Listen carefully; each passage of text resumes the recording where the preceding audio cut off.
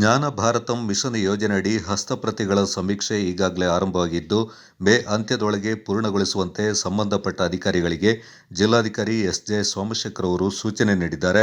ನಗರದ ಜಿಲ್ಲಾಧಿಕಾರಿಯವರ ಕಚೇರಿಯಲ್ಲಿ ಹಸ್ತಪ್ರತಿಗಳ ಸಂರಕ್ಷಣೆ ಮತ್ತು ಡಿಜಿಟಲೀಕರಣ ಕಾರ್ಯಯೋಜನೆ ಅನುಷ್ಠಾನ ಕುರಿತು ಶುಕ್ರವಾರ ನಡೆದ ಪೂರ್ವಭಾವಿ ಸಭೆ ಅಧ್ಯಕ್ಷತೆ ವಹಿಸಿ ಅವರು ಮಾತನಾಡಿದರು.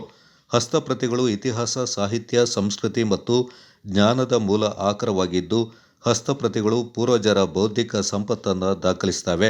ಆದ್ದರಿಂದ ತಾಳೆಗರಿ, ಕಾಗದ ಅಥವಾ ಇತರೆ ವಸ್ತುಗಳ ಮೇಲೆ ಕೈಯಲ್ಲಿ ಬರೆದ ದಾಖಲೆಗಳನ್ನು ಜತನ ಮಾಡುವುದು ಅಗತ್ಯವಾಗಿದೆ. ಈ ನಿಟ್ಟಿನಲ್ಲಿ ಪ್ರಾಚ್ಯ ವಸ್ತು ಮತ್ತು ಪ್ರವಾಸೋದ್ಯಮ ಇಲಾಖೆಗಳು ಅಗತ್ಯ ಕ್ರಮ ಕೈಗೊಳ್ಳುವಂತೆ ಜಿಲ್ಲಾಧಿಕಾರಿಯವರು ನಿರ್ದೇಶನ ನೀಡಿದರು. ಕೊಡಗು ಜಿಲ್ಲೆಗೆ ಐತಿಹಾಸಿಕ ಇತಿಹಾಸವಿದ್ದು, ಇಲ್ಲಿನ ಪುರಾತನ ಹಾಗೂ ಪ್ರಾಚೀನ ಕಾಲದ ಹಸ್ತಪ್ರತಿಗಳನ್ನು ಸಂಗ್ರಹ ಮಾಡಿ ಡಿಜಿಟಲೀಕರಣಗೊಳಿಸಬೇಕೆಂದು ಜಿಲ್ಲಾಧಿಕಾರಿ ಎಸ್.ಜೆ. ಸೋಮಶೇಖರ್ ಅವರು ಹೇಳಿದರು.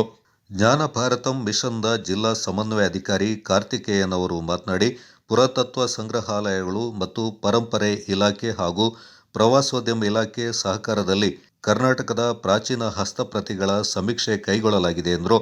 Field marshal K. M. Cariappa ಕಾಲೇಜಿನ ಪ್ರಾಂಶುಪಾಲರಾದ ಮೇಜರ್ ಪ್ರೊಫೆಸರ್ ರಾಘವ ಅವರು ಹಸ್ತಪ್ರತಿ ಸಂಗ್ರಹಣೆ, ಹಸ್ತಪ್ರತಿ ಚಾರಿತ್ರಿಕ ಮಹತ್ವ, ಅಧ್ಯಯನ, ಸಂಪಾದನೆ ಮತ್ತಿತರ ಬಗ್ಗೆ ಹಲವು ಮಾಹಿತಿಯನ್ನು ನೀಡಿದರು.